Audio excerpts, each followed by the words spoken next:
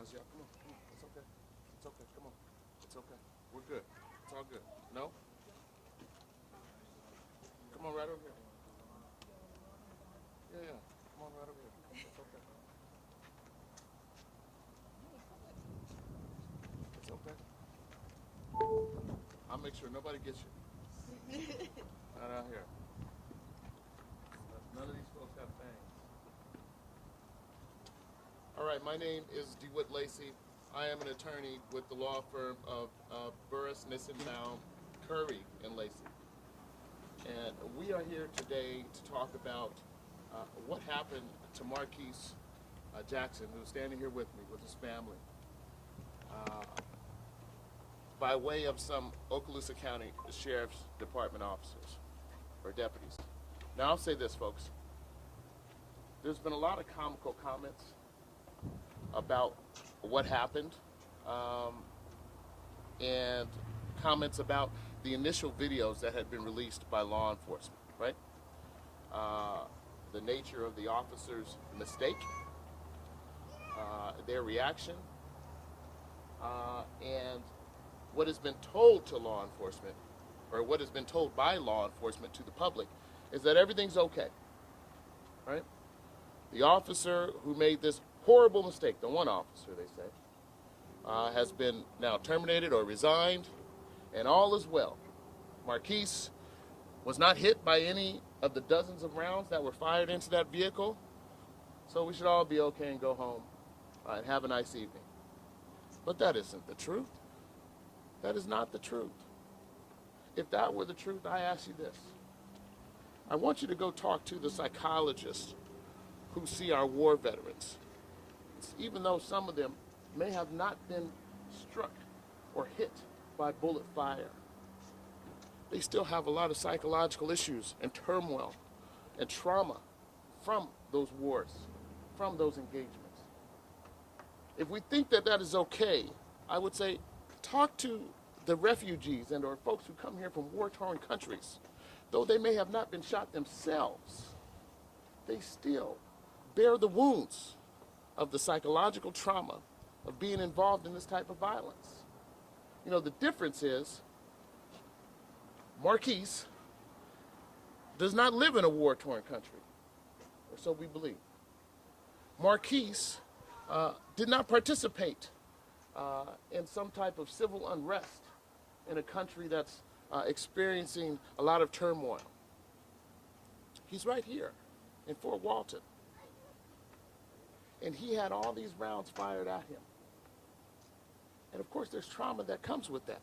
Luckily, fortunately, he survived miraculously. You're covered. You are covered, brother. But miraculously, he survived. And he's here to talk about it today, okay? And he's got a statement he wants to tell you all.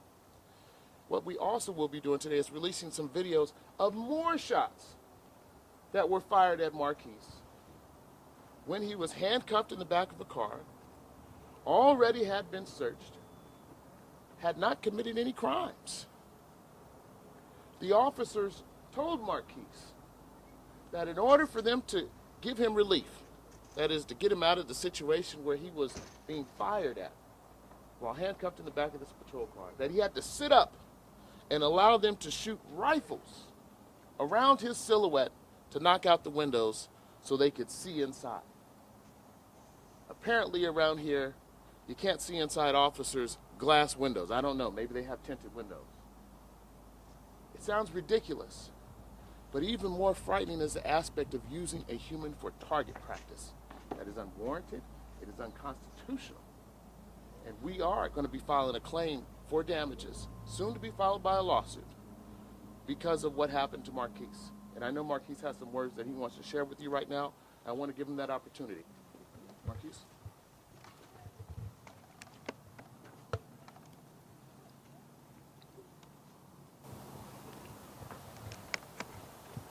I want to start off by thanking God for keeping me here with my family and friends, because there was a chance that I could have died from each bullet that was shot at me. On November 12th, my life changed forever. I haven't been the same since. Will I ever have a peace of mind again? Imagine being shot at a tremendous amount of times while handcuffed in the backseat of a cop car by the ones we call to protect our community. My life flashed in front of my eyes as I hear gunshots and feel bullets going across my face.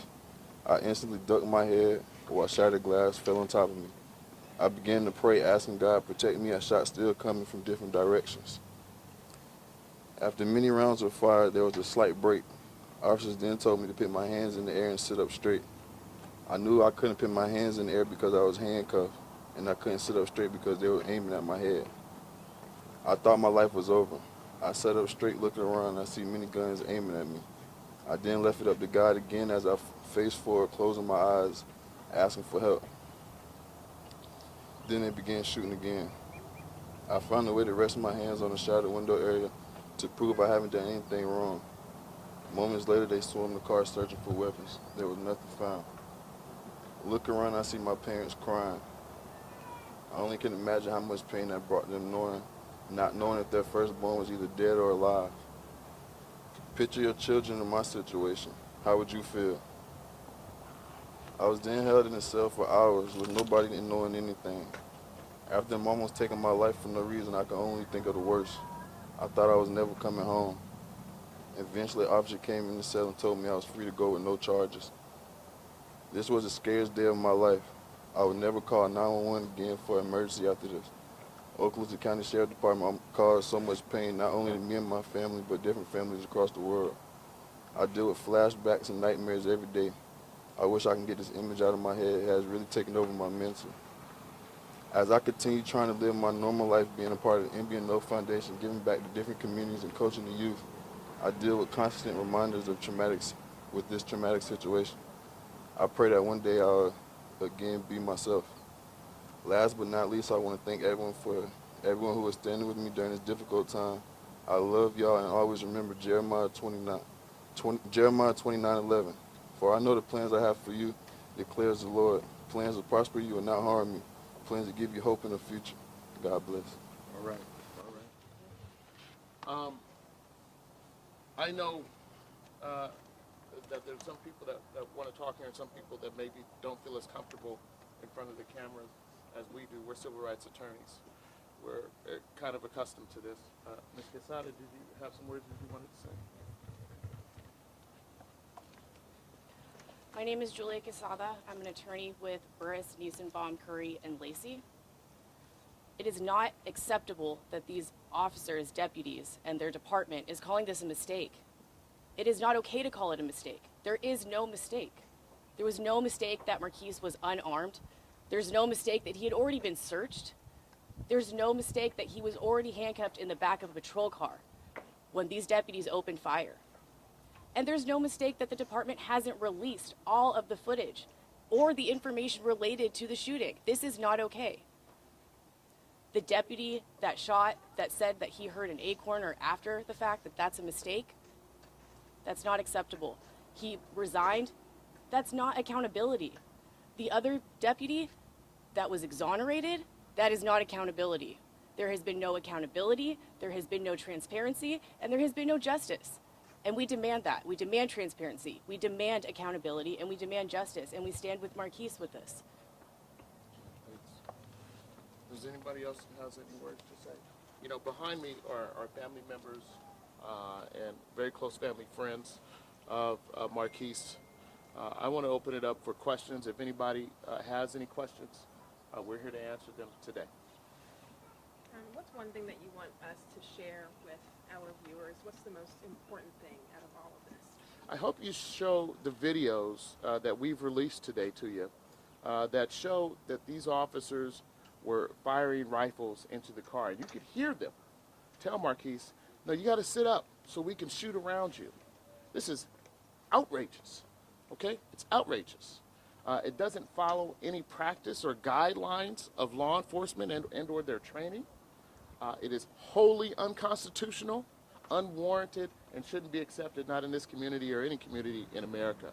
But I hope that you show those videos, and I hope that you ask questions of the law enforcement community around here and the Okaloosa County Sheriff's Department as to why only one officer was reprimanded, right?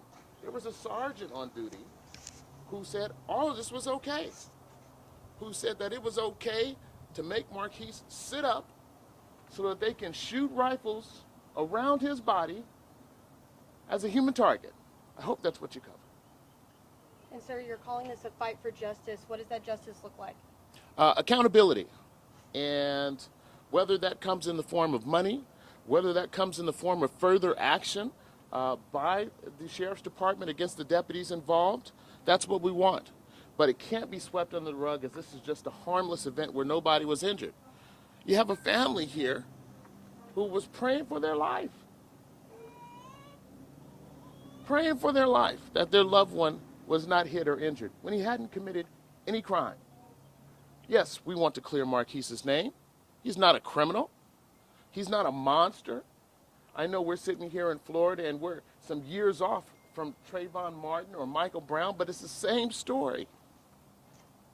And it's this notion that for black folks, young black men, to be seen as monsters, and it's okay to shoot at them like this. Well, it's not. That's not what the law says. It's not what the Constitution says. And we're here to hold folks accountable. And Would this incident have been different if Marquis was white? that is a question I wish that you would ask the law enforcement community. But I think the rush to judgment shown by the sergeant, there are some allegations that were made at the time, which turned out to be untrue. There was no real investigation by law enforcement except, well, we'll handcuff him and put him in the back. And then somehow, I don't know, maybe they thought you were Jason Bourne or somebody, Marquis, said that he escaped from handcuffs, pulled out a silenced weapon, and started firing from inside the car. It sounds ridiculous. It sounds ridiculous, and I hope it sounds ridiculous to the public. So that's what we're here about. The sheriff released a statement earlier this morning saying there are active investigations into all of this. Have you had any contact with those cases that are pending now? No one has given us a call just yet. I would imagine we'll be hearing from them, and we look forward to working with the law enforcement community to do the right thing. Okay, we look forward. We want to work with law enforcement to help you get it right. And this is an opportunity for us to make sure that we get it right. And we don't have to have division here. We all saw what happened. And not only was it a mistake, it was an egregious mistake. And there has to be some consequences from it. Anybody else? Question? Can't think of it. No? NASCAR is doing good. Watch that point. As far as the lawsuit, who exactly are you all hoping to hold accountable for this incident? All the officers who were involved that day. So not just the sergeant and Deputy Hernandez. Well, then he was Deputy Hernandez. But all the officers who came on the scene afterwards, right? These officers came on the scene with long guns and rifles and shot into this vehicle further and more than what had previously been released. So they need to be held accountable too. What kind of reform are you hoping to get out of this lawsuit? Maybe there's some better training, right? Maybe there's some better screening about who should be police officers. Here's what I'll have to say. If you are so scared that when an Acorn falls on the hood of a car, you start doing tumbles and rolls in the street and think that you've been hit, maybe you are unfit to wear the badge.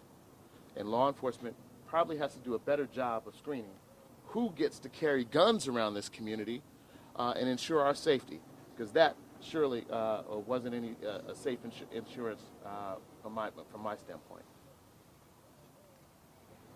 Anybody else? All right. We appreciate you all. Thank you all for coming and covering this. I think it's important. We look forward to the future.